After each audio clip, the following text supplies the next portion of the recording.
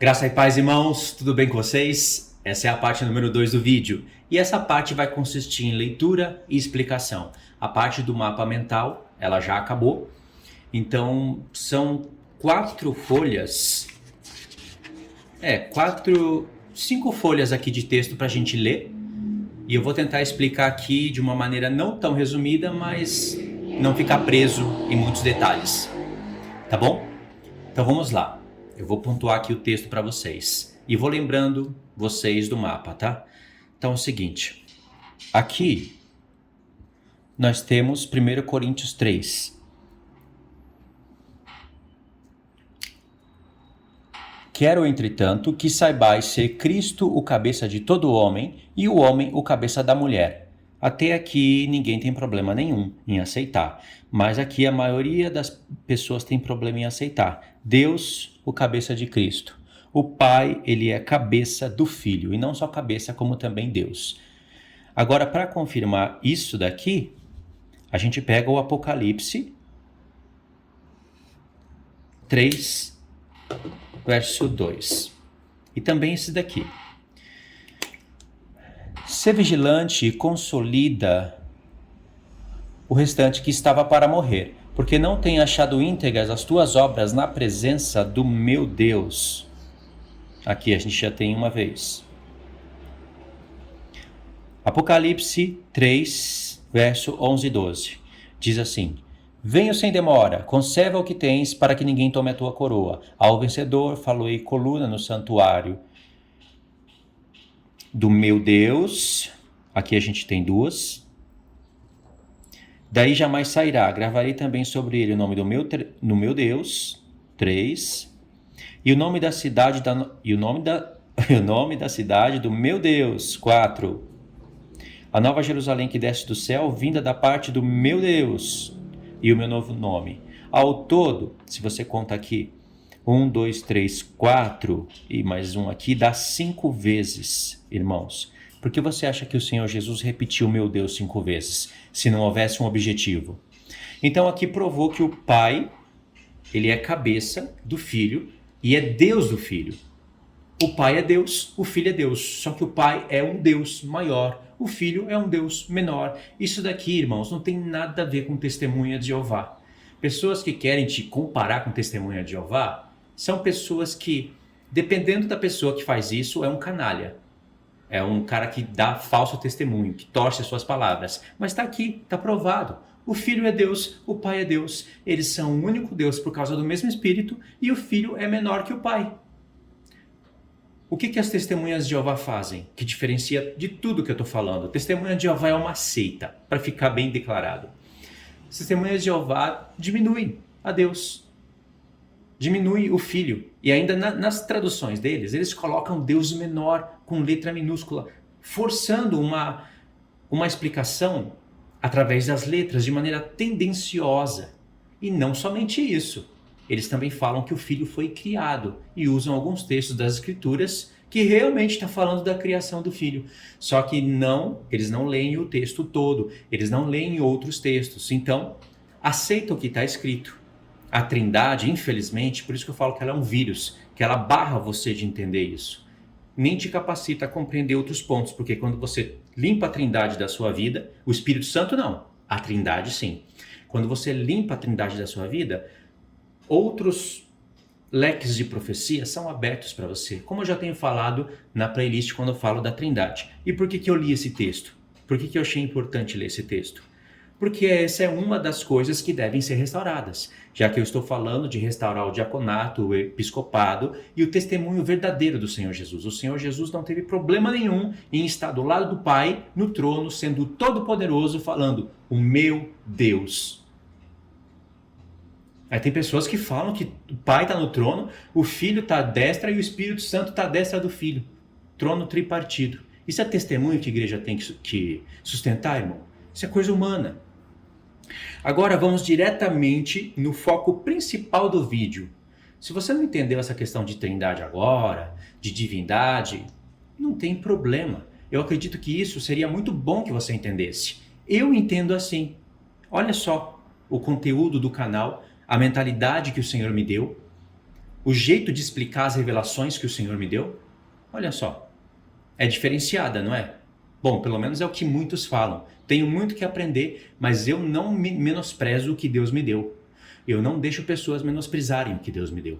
É diferenciado. A Trindade é limitante, fora que é doutrina humana. Você pegar o Espírito do Senhor, que é algo que provém do Pai e provém do Filho, e criar um outro Deus e falar que esse outro Deus é o próprio Pai, é o próprio Deus, mas também que é um Deus visível, isso é criar um outro Deus, irmãos. É um tipo de idolatria. Você está criando mais um Deus além do Pai e do Filho.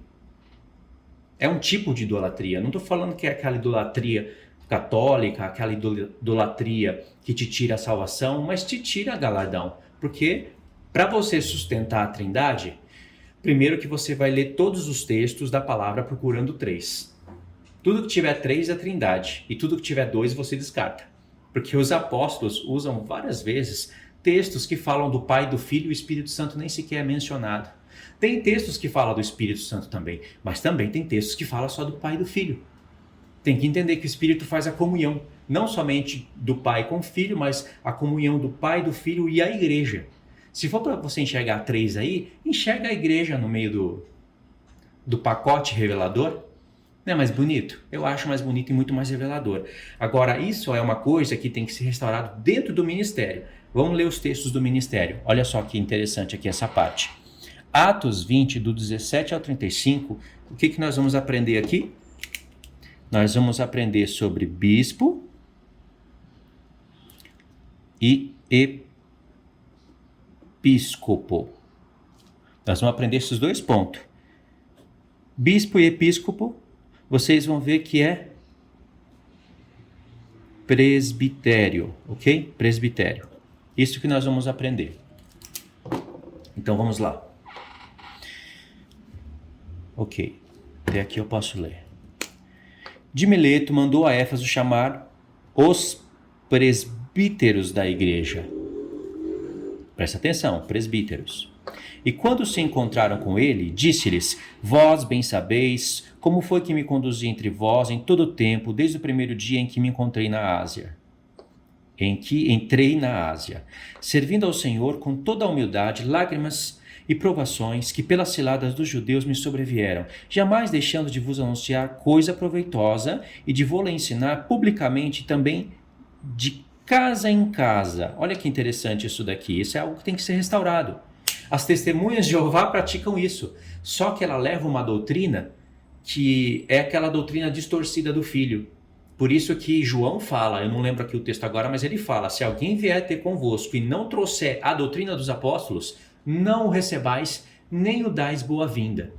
Claro que no contexto João está falando daqueles que negavam o filho em carne, mas essa não é a única maneira de você negar a divindade do filho. Você pode falar que o filho veio em carne e negar a divindade dele por outros pontos. Satanás muda a estratégia. E essa estratégia maligna está nos testemunhas de Jeová. Limpa disso. Isso é doutrina, na verdade, satânica, né? Estão no meio deles, muitos deles não são satânicos. Eles estão enganados, cegados. Não quer dizer também que vão perder a salvação por isso. Eu não acredito que eles vão perder a salvação por isso. Tem gente que é radical nesse ponto. Ao invés de ser radical contra o calvinismo, não, é radical contra a testemunha de Jeová. Gente, e para mim isso é desequilíbrio total. Vamos voltar aqui no texto. Casa em casa. Eles pregavam o Senhor Jesus de casa em casa. Eu sei que não dá para a gente sair fazendo isso hoje em dia, mas isso vai voltar. De casa em casa vai voltar.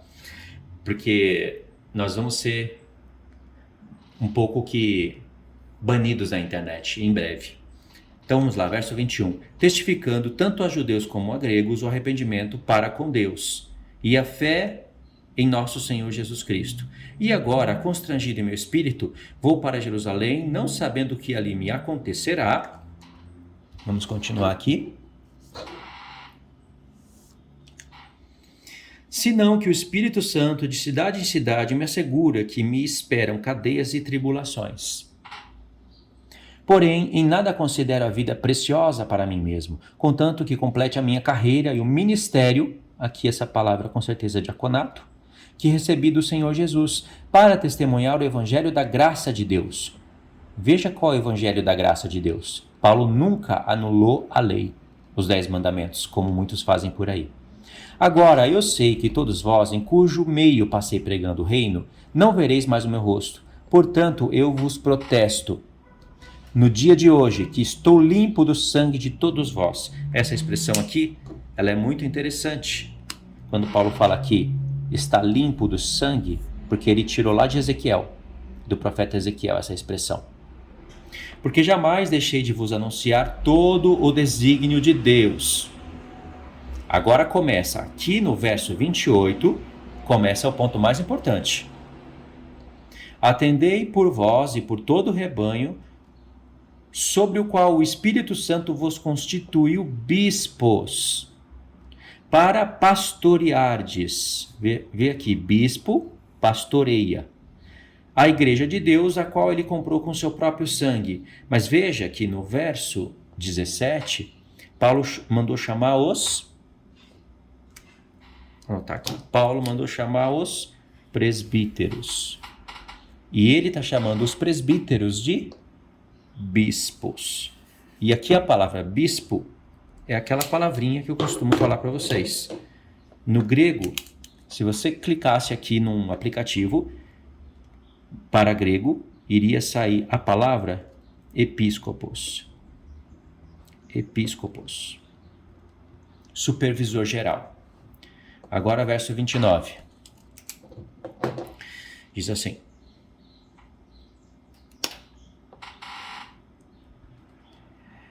eu sei que, depois da minha partida, entre vós penetrarão lobos vorazes. Veja que essa expressão aqui é bíblica. Lobos existe na palavra de Deus, lobos vorazes, que não pouparão o rebanho. Aí diz, verso 30, e que dentre vós mesmos se levantarão homens falando coisas pervertidas para arrastar os discípulos atrás deles. Portanto, vigiai, lembrando-vos de que por 3 anos, noite e dia, não cessei de admoestar com lágrimas a cada um de vós. Agora, pois, encomendo-vos ao Senhor e à palavra da sua graça. Olha aqui a palavra da graça que Paulo pregava. O que ela faz? Que tem poder para vos edificar e dar herança entre todos os que são santificados. Esse é o poder da palavra. Bom, aqui os textos não precisam ler. Então, nesse contexto aqui, vocês compreenderam que Paulo chamou os presbíteros, todos, para fazer uma reunião, e chamou eles de bispos, de episcopos, para pastoreardes a igreja. Paulo fez uma reunião com os líderes. Já que não dá para chamar todos os diaconatos, iria ser muita gente, Paulo chamou os cabeças. Compreendeu isso? É muito importante entender isso daqui. Agora nós vamos ler esses textos aqui para ajudar a fundamentar um pouco melhor a ideia. Vamos começar com Filipenses 1. Paulo e Timóteo, servos de Jesus Cristo, a todos os santos em Cristo Jesus, inclusive bispos e diáconos que vivem em Filipos. Aqui nessa palavra bispo estão todos os líderes, os cabeças. E aqui nos diáconos estão aqueles lá de Efésios 4. Efésios 4, dos 7 aos, acho que 32. Aqueles 5 ministérios. Lembra? Pastores, não. Primeiramente, apóstolos, profetas, evangelistas, pastores e mestres. Se encontra dentro desse diaconato aqui, que é ministro. Diaconato, ministros. Ok, só dessa vez foi só para relembrar. Eu sei que muitos já sabem, já entenderam, mas eu estou frisando aqui para os que não estão familiarizados ainda com os negócios, né? Com as expressões. Então vamos continuar. 1 Timóteo 3, do 1 ao 2. Filipenses já foi, certo? Agora, 1 Timóteo 3, do 1 ao 2. Fiel é a palavra. Olha só, quando Paulo usa essa expressão, fiel é a palavra, é muito importante. Ele usa essa expressão Se você somar aqui Tito e Timóteo, ele usa 6 vezes a expressão fiel é a palavra. 6 vezes. Então essa palavra que ele está falando é fiel. Que se alguém aspira ao episcopado, olha só, aqui poderia estar traduzido bispo, mas a tradução quis transliterar a palavra grega para episcopado, mas aqui é bispo. E se tivesse presbitério, seria a mesma coisa. Excelente obra almeja. Paulo chama isso de excelente obra. Ele não chama qualquer obra de excelente obra, mas o episcopado é uma obra excelente, que é a obra que chega mais perto do Senhor Jesus. Mas aí ele vai falar do que é necessário. É necessário, portanto, que o bispo, tá vendo? Episcopado, bispo, seja irrepreensível, esposo de uma só mulher, temperante, sóbrio, modesto, hospitaleiro, apto para ensinar. Muitas pessoas entendem que quando Paulo fala aqui que seja esposo de uma só mulher, está falando que não precisa ser casado. Isso é uma grande mentira. Porque se o bispo, o episcopo, não precisa ser casado, então os padres católicos estão certos. Como que um homem, sem ter mulher, sem ter filhos, vai poder liderar a casa de Deus? Agora, se ele é igual Paulo, que ele aspira ao episcopado, mas ele aceitou o celibato, aí tudo bem. É a lei da exceção. Por via de regra, o episcopo tem que ser casado, ter filhos crentes ainda, e ainda ter todas essas credenciais e se manter irrepreensível. É importante compreender isso, irmãos. Tem pessoas que já põem a mão em cima de outra, separa solteiro, está dizendo que não é necessário ser casado, mas se for que seja marido de uma só mulher, o texto não está. Paulo não está preocupado somente com a poligamia, com o segundo casamento. Não é só isso, não. Ele está preocupado mesmo com a pessoa ser solteira e separada para o episcopado. Se ela aceita em ser solteira, tudo bem. Em outro ponto, textos que eu não separei aqui, Paulo falou assim: eu queria que todos fossem como eu sou. Lá para Coríntios ele fala isso.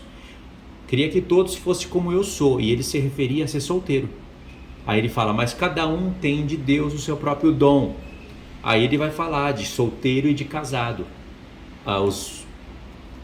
Os benefícios que tem em ser solteiro, mas também tem dificuldades, né, em ser solteiro. Você tem que ter poder sobre isso daí, dominar muito bem.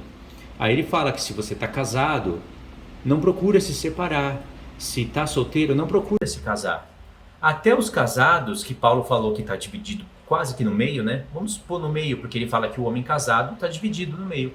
Porque ele já não pode, ele já não tem tempo para agradar somente o seu Senhor. Ele vai ter também que pensar nas coisas do mundo, em como agradar a sua mulher. A mulher também, ele fala da virgem. Ele fala que a virgem, quando ela está virgem, ela tem mais tempo para servir o Senhor, completamente separada para o Senhor. Mas, se os pais dessa mulher julgam, não está tratando ela bem, e ela já está passando a flor da idade, aí Paulo fala, pode casar a sua filha, contudo que seja no Senhor, mas saiba que Paulo fala que terá aflições na carne também. E também não vai poder ter o tempo completo para servir o Senhor. No entanto, Paulo dá um conselho muito interessante. Ele fala assim que até as pessoas... Deixa eu fechar a janela aqui, irmãos, para diminuir o ruído. Tá calor hoje e começou a chover. Até as pessoas que são solteiras e que se casam, Paulo falou uma realidade e equilibrou ela. A realidade é que você não vai ter tanto tempo assim para servir o Senhor. Mas mesmo casado, você pode chegar até o episcopado.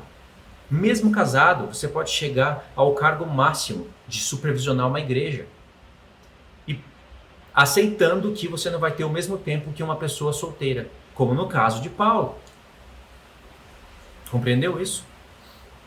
E aí ele fala que, todavia, os casados sejam como se não fosse. Como assim? Os casados sejam como se não fosse. Em que sentido? É claro que é no sentido de servir o Senhor. Para você não ficar pensando ou interpretando o texto, eu vejo isso. para você não ficar pensando, poxa, eu sou casado, realmente Paulo falou aqui, vamos supor que Paulo escreveu a parte que quem casa está dividido, porque tem que se preocupar com as coisas do mundo e como agradar o marido e a mulher, e não falou mais nada. Aí a pessoa iria interpretar, realmente eu sou casado, não tenho muito tempo, e iria fazer as coisas do Senhor quando sobrasse tempo, para não acontecer esse desequilíbrio na mente de muitos que iriam usar isso como desculpa. Paulo equilibra e fala, todavia os casados sejam como se não fosse, no sentido de que você tem que servir ao Senhor, mesmo assim, aceitando a realidade de que vai ter menos tempo, mas vai poder servir o Senhor. E o homem ainda casado pode chegar ao episcopado, e para chegar ao episcopado, por via de regra, tem que ser casado, e a mulher auxilia o seu marido para manter o episcopado, porque se a mulher dá um falso testemunho, o marido ele já é repreensível pela igreja e por outros, e já não pode se manter no episcopado. É claro, vai ter que ter um concílio, uma observação. Deus deixou algumas coisas para a igreja também. Agora, se ele não coloca a sua casa em ordem, ele tem que sair do episcopado. Essa questão de que Deus colocou e ninguém tira, isso é mentira. Isso é engano. Deus tira também do episcopado. Ele levanta testemunhas e tira a pessoa do episcopado. Se for comprovado que o homem não dá um bom testemunho, não cuida da sua mulher, não tem a mulher sob submissão. Submissão, não é escravidão. Não tem a mulher sob submissão, não tem os filhos sob submissão, não governa a sua casa, então não governa a casa de Deus.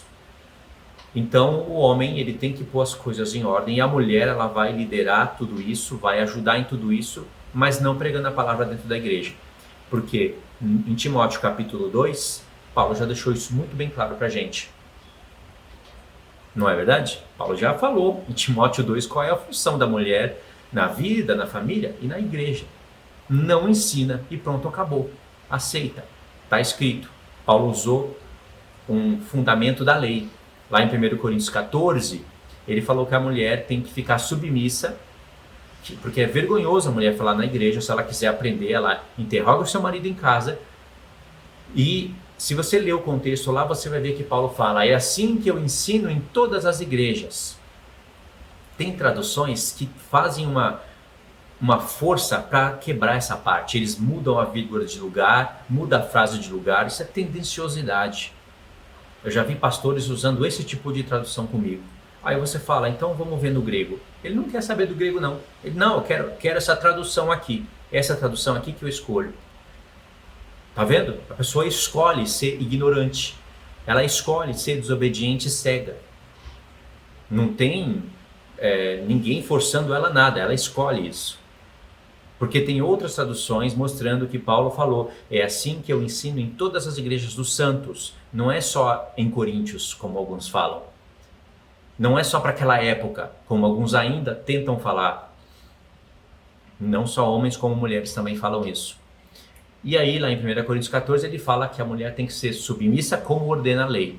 E a lei, na mente de Paulo, é a Torá, é uma instrução. Na mente de Paulo tinha Adão e Eva, aquelas questões que Deus estabeleceu ali, mas ele não explicou. Quando chega em 1 Timóteo 2, ele explicou o porquê.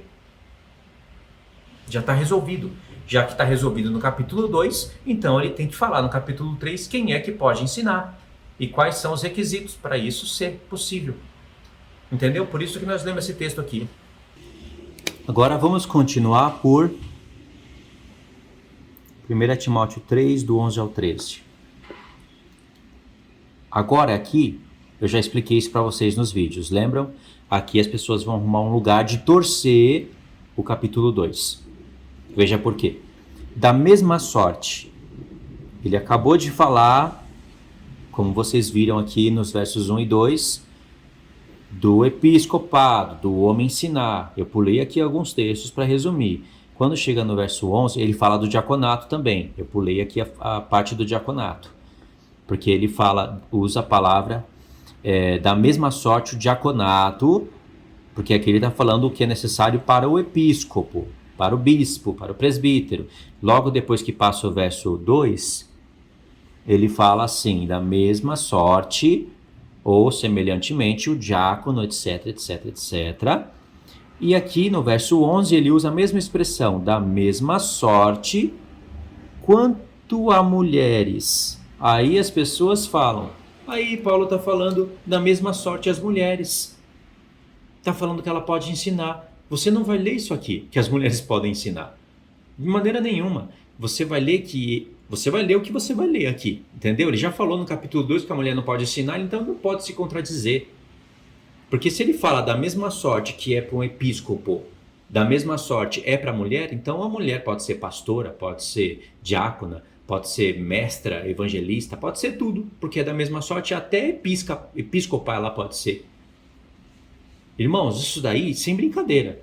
Quando a pessoa chega a falar isso, você já toma cuidado para ver se essa pessoa é realmente trigo, porque ela pode ser joio no meio do povo. Toma cuidado, porque é óbvio, né?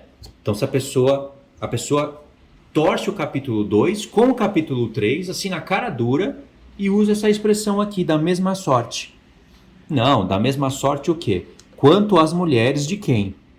As mulheres do episcopo, do episcopado. Essas mulheres aqui, ó, deles, que devem auxiliar eles no ministério. É necessário que sejam elas, não tem nada a ver com ensino aqui, ó. Deixa eu frisar as palavras para vocês. É necessário que elas sejam respeitáveis, não maldizentes, temperantes e fiéis em tudo. Cadê o ensino aqui? Não tem nada de ensino.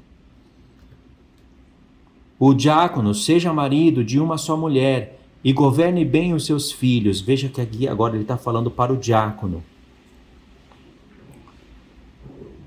Pois os que desempenham bem o diaconato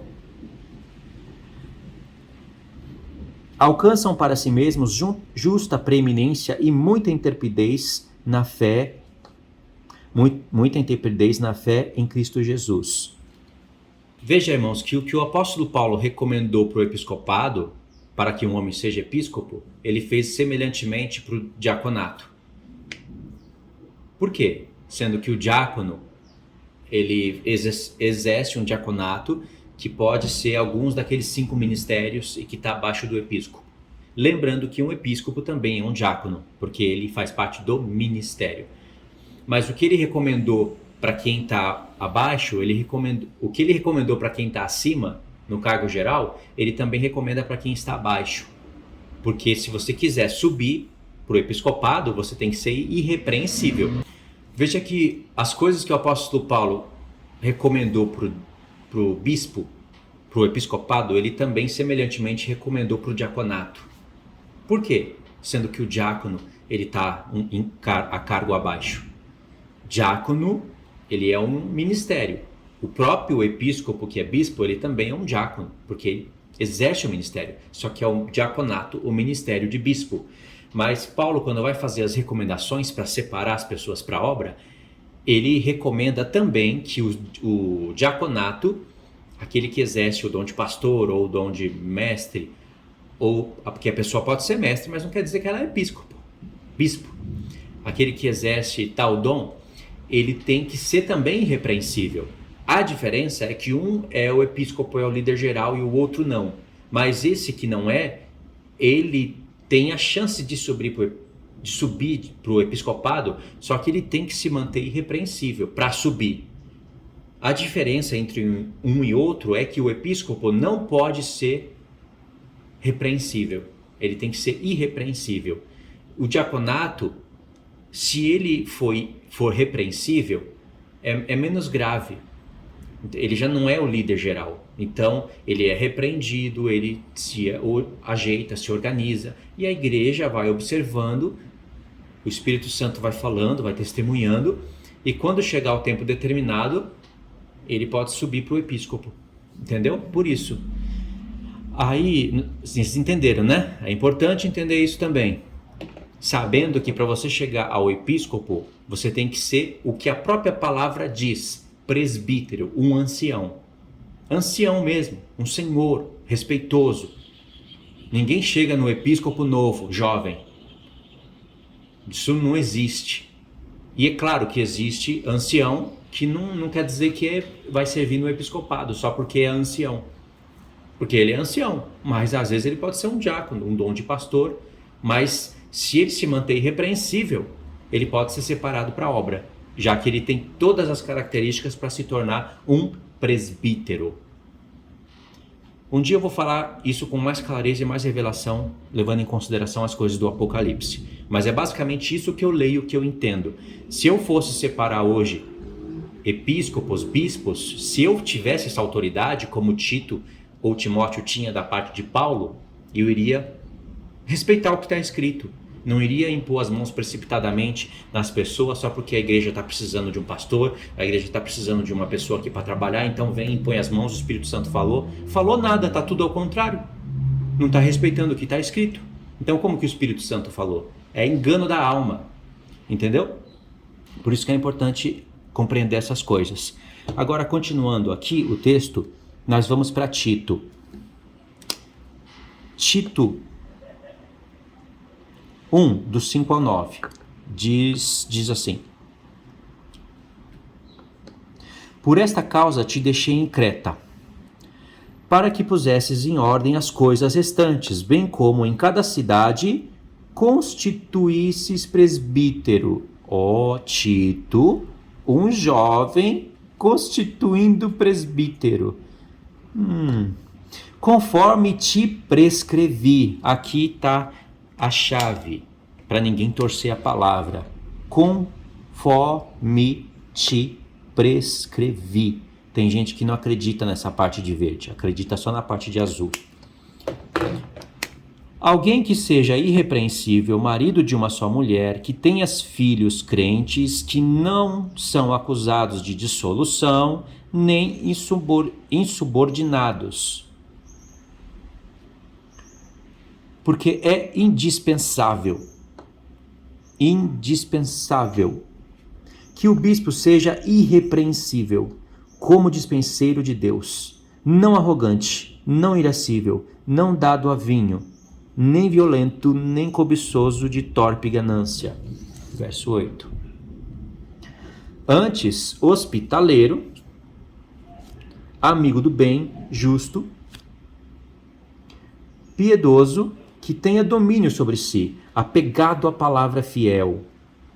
Porque tem gente que não é apegada à palavra fiel, de maneira alguma. Que é segundo a doutrina. Que doutrina? É segundo a doutrina, irmãos, que o apóstolo Paulo está falando. A palavra fiel é segundo a doutrina que Paulo está escrevendo.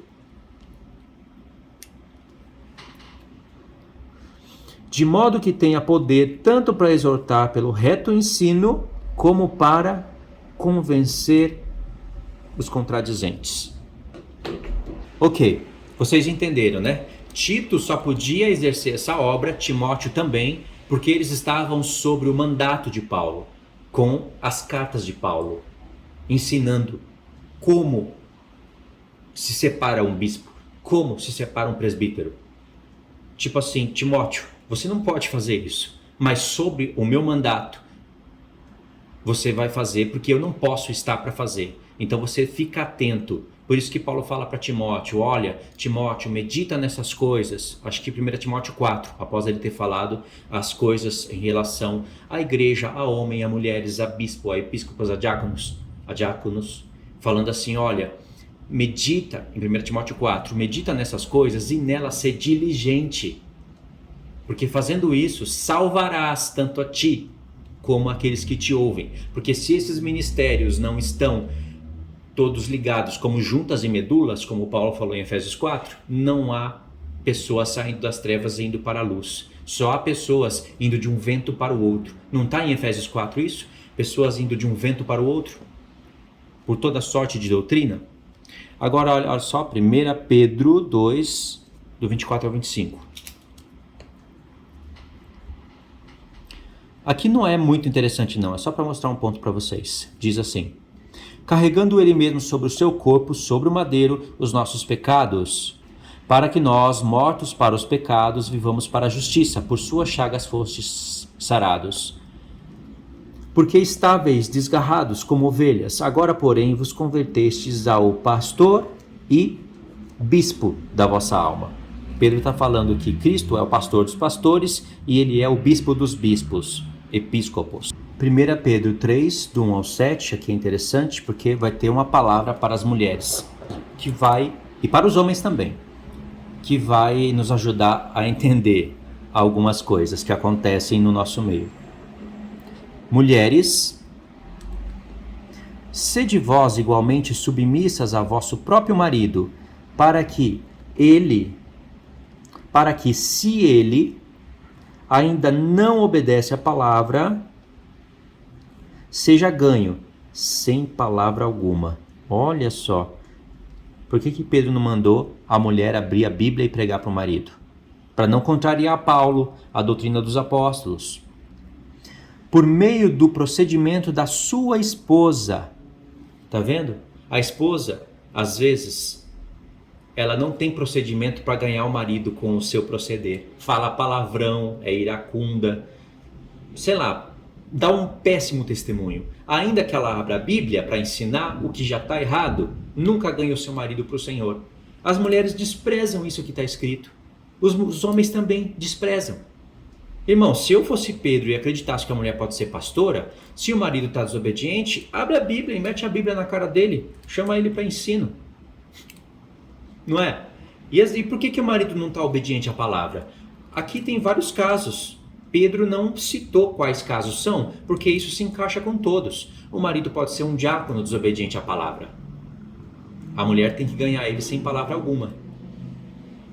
Ela, pelo seu bom procedimento, ela deve ganhar o seu marido sem palavra alguma, sendo uma mulher cristã. Porque se o seu marido estuda a palavra, irmãos, a primeira coisa que Deus vai fazer é falar com o marido, de alguma maneira. A mulher também, ela pode falar para o episcopo da igreja, falar com seu marido. Tem vários caminhos, menos ela ensinar. E também pode acontecer o caso do julgo desigual. A mulher virou cristã, acredita no Senhor, e eu acho que isso se encaixa muito mais com o que está escrito. Não que o que eu falei antes não dê para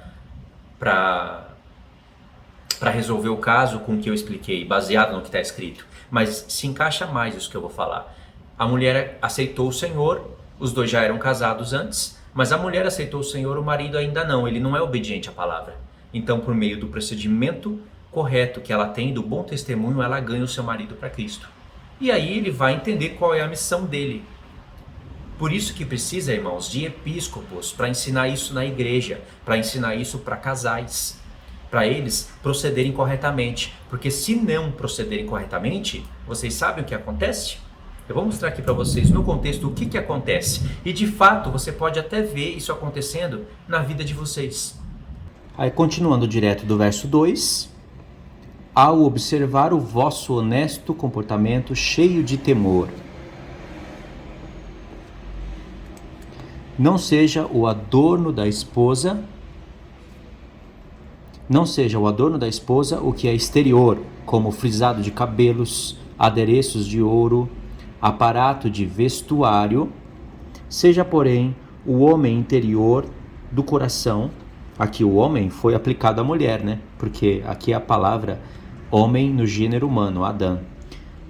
Seja, porém, o homem interior do coração, unido ao incorruptível trajo de um espírito manso e tranquilo, que é de grande valor diante de Deus.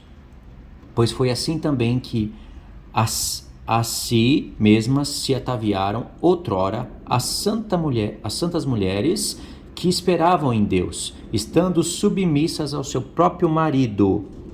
Olha aqui, o que as mulheres não querem aceitar de maneira nenhuma, muitas delas. Como fazia Sara, que obedeceu a Abraão, chamando-lhe Senhor. Quem é a mulher que quer fazer isso hoje? A qual vós vos tornastes filhas, praticando o bem e não temendo perturbação alguma. Maridos, vós igualmente, vivei em vida comum do lar, com discernimento e tendo consideração para com a vossa, continuando daqui, com a vossa mulher. Como parte mais frágil, tratai-a com dignidade, porque sois juntamente herdeiros da mesma graça de vida, para que tudo que Pedro falou, você tem que botar atenção aqui, tudo que Pedro falou, tudo isso daqui, para que não sejam não se interrompam as vossas orações. Aqui, irmãos, é uma parte importantíssima. Pedro está falando que se pessoas não obedecem todo esse princípio aqui, orações são interrompidas. Tá vendo? Pedro falou que a mulher é uma parte mais frágil. Mas o que o feminismo grita no ouvido de todas as mulheres do mundo e até mesmo da igreja? Que a mulher não é frágil coisa nenhuma. A mulher é poderosa, a mulher pode, a mulher isso, a mulher aquilo, os homens não fazem, vamos nós fazer. A mulher não pode ser rebaixada e mistura um monte de coisa, um monte de caco, um monte de lixo e entra dentro das mulheres, nas igrejas. Mulheres como cabeça da igreja. Ainda que algumas não se denominam pastoras, estão lá pregando como se fosse. E aí orações são impedidas. Por isso entra adultério, o marido trai a mulher trai o marido, ou os filhos que não são... os filhos não estão debaixo de uma autoridade bíblica. Os pais já estão desobedecendo a Deus. Já que os pais, como filhos, desobedecem a Deus, Deus também não trata com os filhos. E assim os filhos desobedecem os pais. Tudo fica desregrado. E quando eles oram a Deus, Deus não ouve. As orações são impedidas porque eles desobedecem esse princípio bíblico. Paulo falou que Sara não ficava se enfeitando toda como se isso fosse o adorno da mulher. Mas era um modo simples dela, respeitoso, de honrar o seu marido, amar o seu marido, lhe chamava Senhor. Isso está no Novo Testamento. E disse que ela é um vaso mais frágil. E não deve ganhar o seu marido com palavra, se ele é desobediente. Deve ganhar com seu bom procedimento. E aí?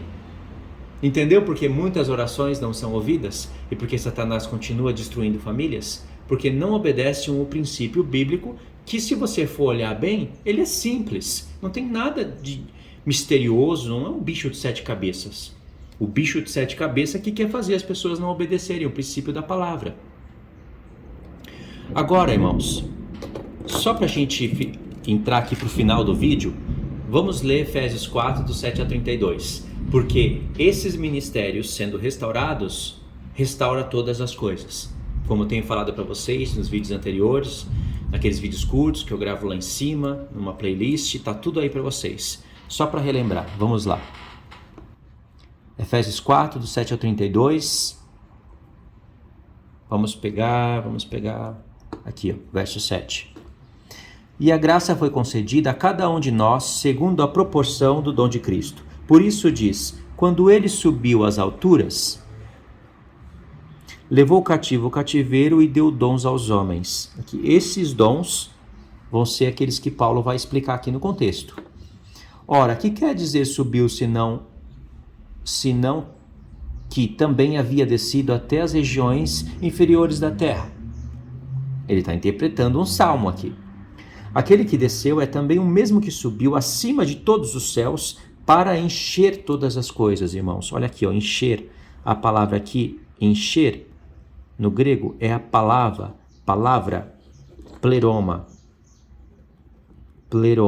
que é plenificar. E foi bem traduzido aqui, mas pleno fica mais bonito. Para plenificar todas as coisas. Plenificar todas as coisas como? Presta atenção. Dons, plenificar. Ele mesmo concedeu uns para apóstolos. São dons. Concedeu uns para apóstolos, outro para profetas. Deixa eu assinalar aqui. Apóstolos, profetas. Outros para evangelistas, outros para pastores e mestres. Ao todo são 5, ok? Com vista, aqui, ó, por que o Senhor fez isso? O propósito, com vista ao aperfeiçoamento dos santos. Lembra que as pessoas falam de igreja perfeita? Por que você está buscando uma igreja perfeita? O que você quer é uma igreja perfeita. Mas, irmãos, Cristo quer uma igreja perfeita. Isso foi estabelecido na igreja para buscar a perfeição. Por que você não pode querer que essas coisas sejam praticadas no corpo de Cristo? Na verdade, cada um quer que as coisas continuem como estão, porque para muitos, quando você começa a expor esses fatos bíblicos, eles começam a dar desculpa, falando, você está querendo igreja perfeita. Não existe igreja perfeita. Igreja perfeita é só no céu. Igreja perfeita é só quando a gente for glorificado. Irmãos, essas coisas aqui é para plenificar todas as coisas. Porque esses 5 dons, ministérios que Deus deu aos homens, esses homens pertenciam às trevas. Deus tirou esses homens das trevas para eles replicarem a obra de Cristo, para chegar à perfeição, porque o propósito do Senhor é planificar tudo. Vamos continuar lendo. Para o desempenho do seu serviço, para a edificação do corpo de Cristo, até que todos cheguemos à unidade da fé, do pleno conhecimento do Filho de Deus. Essa expressão aparece muitas vezes onde Paulo está falando das 2 casas de Israel. A perfeita varonilidade, a medida da estatura da plenitude de Cristo. Vocês entenderam aqui esse mistério? Veja bem, Deus deu dons aos homens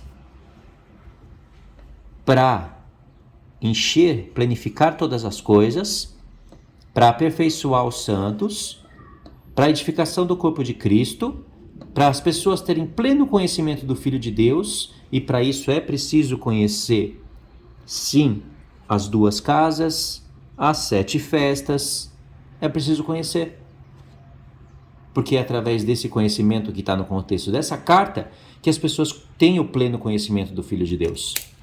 Quem é que vai ter o pleno conhecimento do Filho de Deus se não conhece as 2 casas de Israel? Coisas que Paulo está falando nas cartas, que Pedro falou, que estão nos profetas.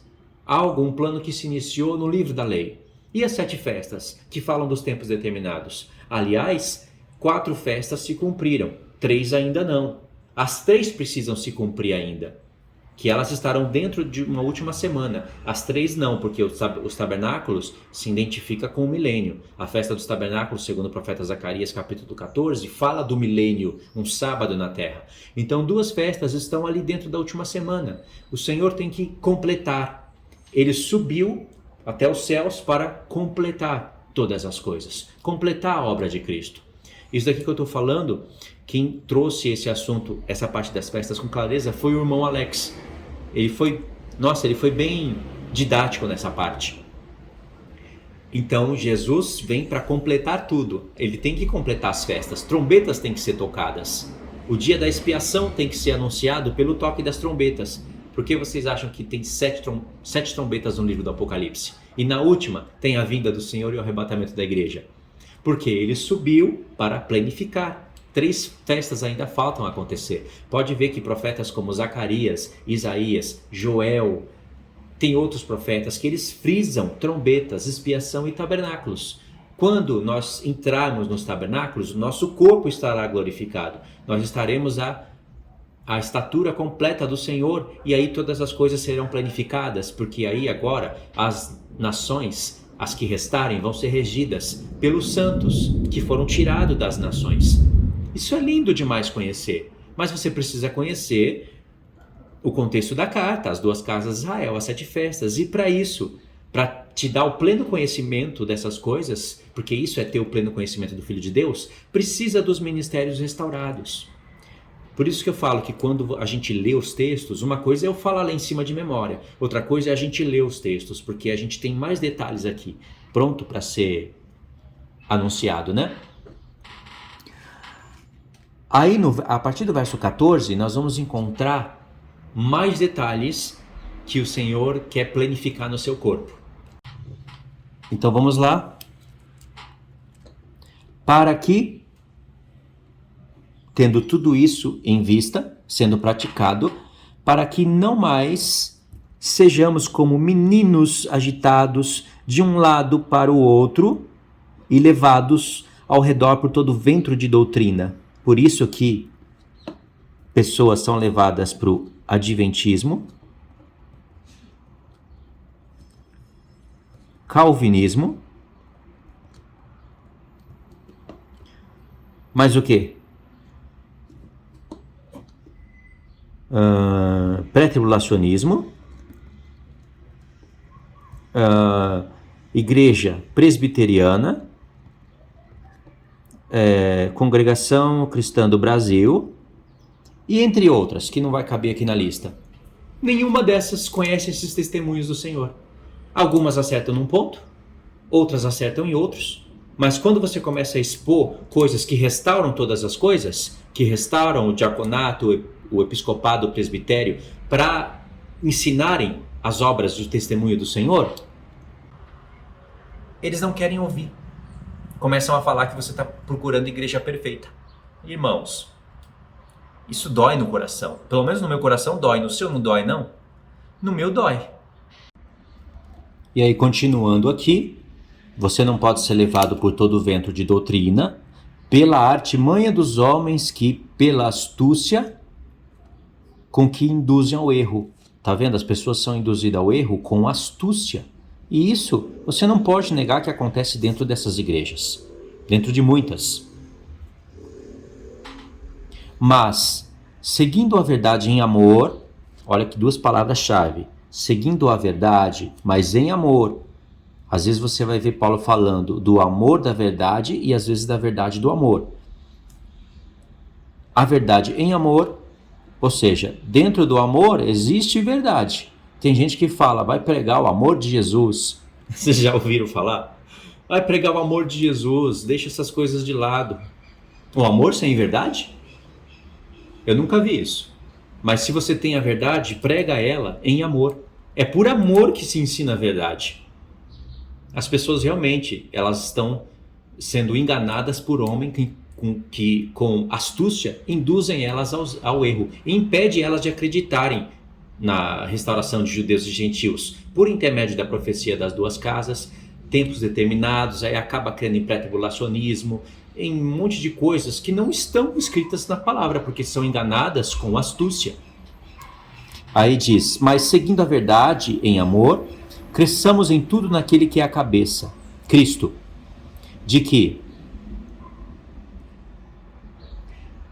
quem todo o corpo, bem ajustado e consolidado pelo auxílio de toda junta, aqui ó, toda junta, lembra do vídeo que eu fiz anteriormente? Segundo a justa cooperação de cada parte, efetua o seu próprio aumento para a edificação de si mesmo em amor. De novo aparece essa expressão aqui, em amor. Porque isso é amor. Amor. E isso está ligado à verdade.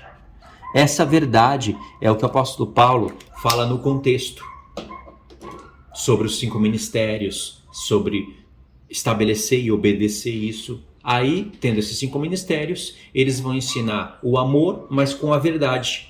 A verdade, mas com o amor. Tirando pessoas das trevas, como ele vai falar aqui no contexto. Presta atenção. Isto, portanto, digo no Senhor e testifico, que não mais andeis como também andam os gentios. Veja que agora ele considerou que as pessoas que estão lendo a sua carta entenderam que não são mais gentios. Fazem parte do corpo de Cristo. Na vaidade dos seus próprios pensamentos, obscurecidos de entendimento, alheios à vida de Deus, por causa da ignorância em que vivem pela dureza do seu coração. Os quais, tendo se tornado insensíveis, entregaram a dissolução para com avidez cometerem toda sorte de impureza. Verso 20. Mas não foi assim que aprendestes a Cristo. Tá vendo? Paulo já havia ensinado para eles. Não pessoalmente, mas eles já tinham fé em Cristo, né? Mas não foi assim que aprendestes a Cristo. Se é que, de fato, o tendes ouvido. Ele fala isso daqui também no capítulo 3.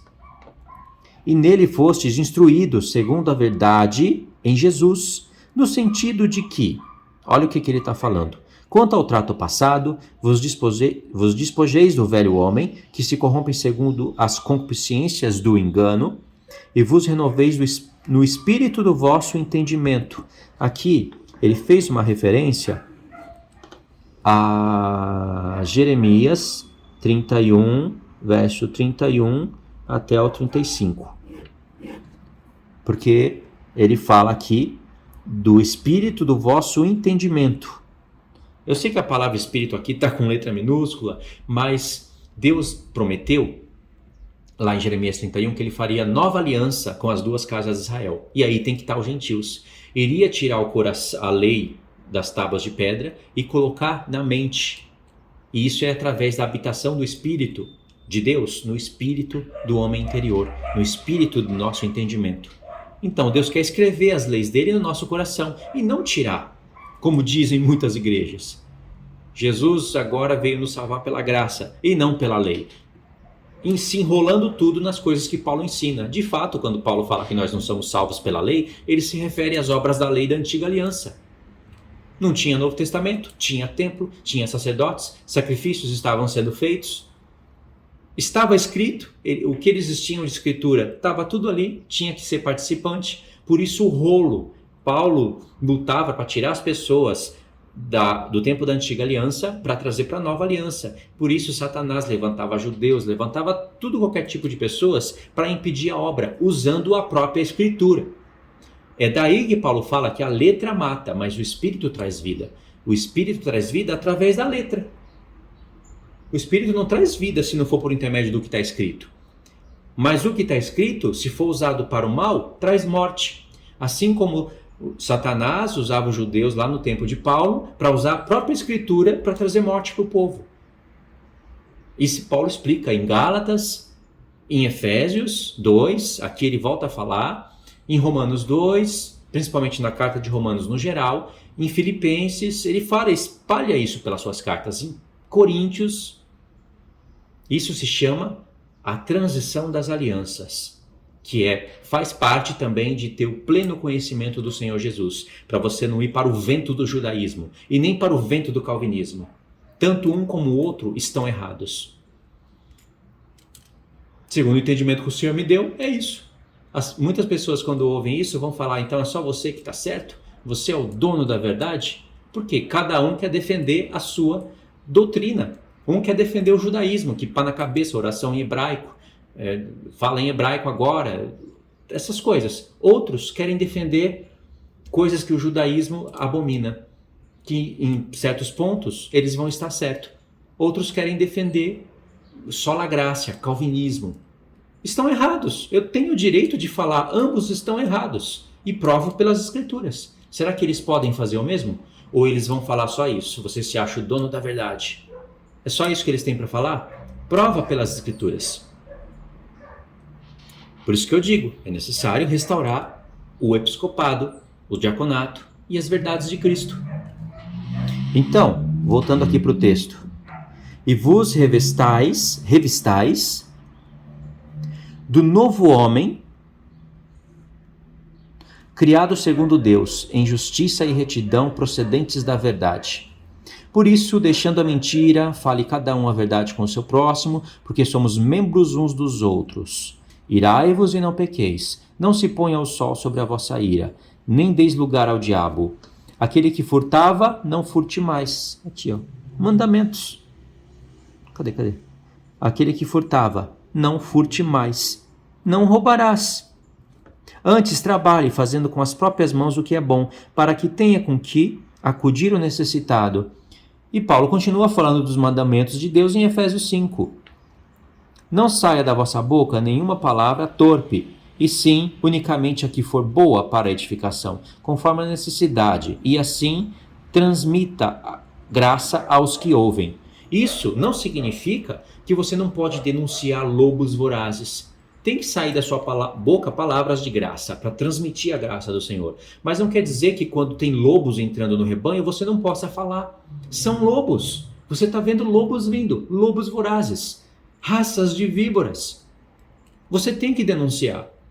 Porque se você não denunciar, você está falhando no toque de trombeta. Você é um atalaia que vê lobos entrando no meio do rebanho para arrebatar ovelhas e não alerta. Ai, meus irmãos, vamos amar eles. Paulo não fala isso. Paulo, lá em Atos 20, chama pessoas que iriam entrar no rebanho para atrair o rebanho após si, e dentre eles mesmos iriam se levantar apóstatas. Paulo chama de lobos vorazes. Paulo fala para os Gálatas que aqueles judeus que estavam indo lá após a sua saída e contrariando tudo que Paulo falava e levando as pessoas para uma mentalidade atrasada de antiga aliança, usando as escrituras de maneira completamente errada, Paulo fala, esses vão se destruir uns aos outros. Tomara que isso aconteça mesmo. Quem dera eles se autodestruíssem. Porque Paulo discerniu que aqueles homens não eram inocentes. Era o que Paulo fala lá em 1 Coríntios 15. Ministros de Satanás transfigurados em ministros de Cristo. Transformados. Isso só é possível acontecer se uma pessoa fala de Jesus, fala da salvação, ora, usa a palavra. Mas todo o propósito dela é tirar a pessoa da mentira, da verdade, e levar para a mentira. Tirar a pessoa do acerto e levar para o erro. Prender ela em alguma doutrina. E ali a pessoa continua falando de Jesus. Essa é a artimanha de Satanás que Paulo já nos avisou pelas suas cartas. A artimanha de Satanás é joio no meio do trigo. Joio e trigo são parecidos. E Satanás, Deus permite que Satanás transforme alguns dos seus ministros, dos seus diáconos, em diáconos de Cristo. Então é muito parecido, mas só que pela palavra você vai discernir. Por isso que tem que ter a espada afiada de 2 gumes, que foi aquele assunto que eu falei dos vídeos anteriores, que muitos irmãos gostaram, e realmente é muito profundo e tem tudo a ver com isso daqui. Tremendo, não é? Então, irmãos, basicamente terminamos aqui as leituras, e você somando isso daqui com tudo que eu falei na playlist, com os vídeos anteriores, é como se fosse um acréscimo. Muitas coisas aqui eu fiz acrescentando mesmo. Eu queria que você deixasse os seus comentários para eu entender se vocês estão entendendo. Eu tive dificuldades aqui para gravar o celular, ele começa a esquentar demais e desliga. Eu estou gravando tudo pelo celular. Mas, irmãos, eu acredito que eu consegui transmitir a mensagem. Essa mensagem tem que ser estudada.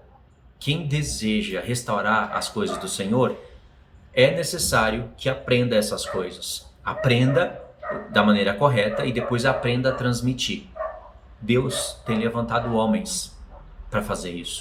E vai levantar ainda mais pessoas. Deus me levantou para esse propósito. Eu sei, são muitas doutrinas, são muitas igrejas, são muitos ministros de Satanás. Mas a palavra de Deus tem poder para destruir tudo isso. Como Paulo fala em Atos 20, ela tem poder para dar herança entre aqueles que são santificados. Tem poder para santificar, para salvar, para dar herança entre os que são santificados. Então, por mais que pareça impossível você conseguir destruir doutrinas e tirar pessoas desses ventos de doutrinas das trevas e trazerem para a luz para elas entenderem o propósito de restauração e participarem, não é impossível para Deus. Basta ter um coração que se aplica a essas coisas. Tá bom? Esse é o meu coração. Eu não tenho mais nada para fazer da vida, a não ser isso. E eu espero que você tenha entendido, e alguns de vocês eu sei que Deus vai chamar para esse propósito. Tá bom? Então é isso daí, irmãos. Muito obrigado por ter assistido até aqui. Tudo que eu falei aqui, isso é o desejo do meu coração. Espero que seja o desejo do coração de vocês também. Tá bom? Deus abençoe a todos, fiquem na paz e até os próximos estudos.